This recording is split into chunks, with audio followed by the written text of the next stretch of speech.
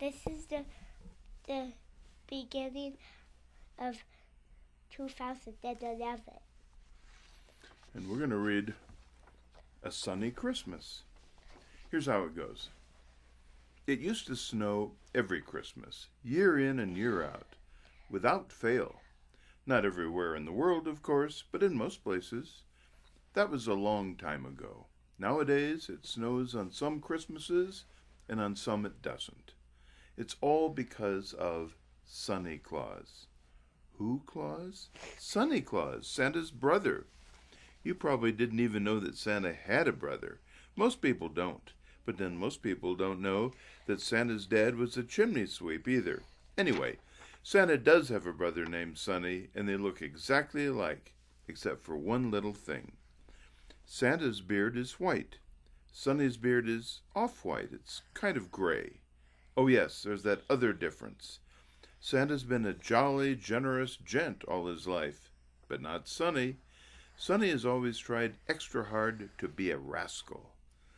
It was early one Christmas Eve up at the North Pole when Santa found out that Sonny had stuffed his mittens full of snow.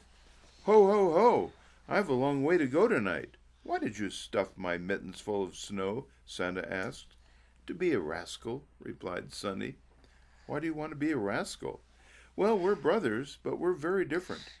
You're always going around with that bundle of toys flung on your back and ho-ho-hoing and making people happy, but I'm always rascally. Santa's smile turned upside down into a frown.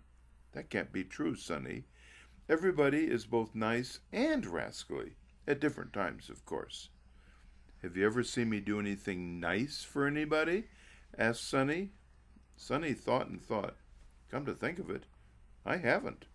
Well, I haven't seen you do anything rascally. That proves it, Santa. You've got my share of niceness, and I've got your share of rascalness.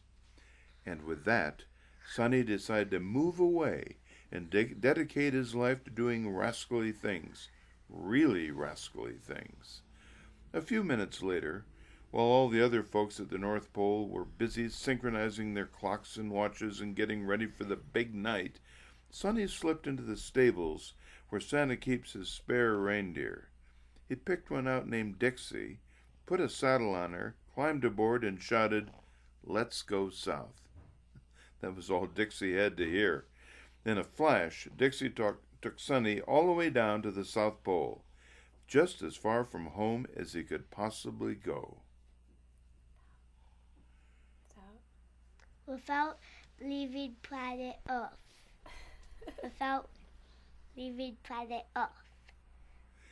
For many years after that, whenever Christmas Eve rolled around, Sonny would sit in his rocking chair at the South Pole and think of rascally things to do.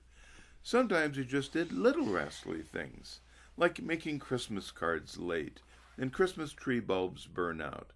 But sometimes he did bigger rascally things, like the time when he made it so foggy on Christmas Eve that Santa could hardly tell where he was going. But that's another story. Then one Christmas Eve, Sonny got a really rascally idea. Wouldn't it be something if it didn't snow on Christmas? Up to then, you remember, it had snowed every Christmas. Wow, he said to himself, if those little kids wake up tomorrow and find sleds and skis under their trees and not a bit of snow on the ground outside, they will really be disappointed. Sonny clapped his hands with glee. If I can just keep it from snowing, Sonny said, it'll be the most rascally thing I've ever done. Well, both Claus brothers have pretty unusual powers, for better or for worse, so Sonny was able to keep it from snowing that Christmas, for the first time ever. And this is what happened. Very, very early on Christmas morning, Sonny was rocking in his rocking chair and stroking his off-white beard and watching the snow not falling, when all of a sudden, down the chimney, his brother came with a bound.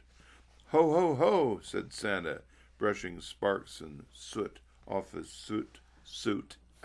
"There's a fire in your fireplace." "I'm 100% rascal," said Sonny. Santa's eyes got extra twinkly and his dimples got extra merry. "Oh, I don't know about that." Hey, why are you so happy? I made this the first Christmas ever without snow. Think of all those little kids who are getting sleds and skis. Ho, ho, ho. I am thinking of the kids. The ones who are getting bikes and roller skates. They'll get a chance to play with their toys on Christmas Day for the first time ever. Sonny couldn't believe it. You mean I did something nice for somebody? You sure did, Sonny, and it's something we should have been doing all along. Every other year or so we should have a Christmas without snow. I don't know why we didn't think of it before. Santa looked at his clock. Oops, gotta go. Still have half the world to deliver presents to. Santa walked to the fireplace and was still just laying his finger aside of his nose when Sonny called out, Wait, where are my presents? Oh, thanks for reminding me. I almost forgot, Santa said as he reached into his bag of toys. Santa's eyes got even more twinkly and his dimples got even more merry. Here, he said. Sonny began to smile. A sled and some skis. You rascal. And that's the story of A Sonny Christmas, written in the 1960s. Probably about when your mother was born or maybe a little before, by someone in this building.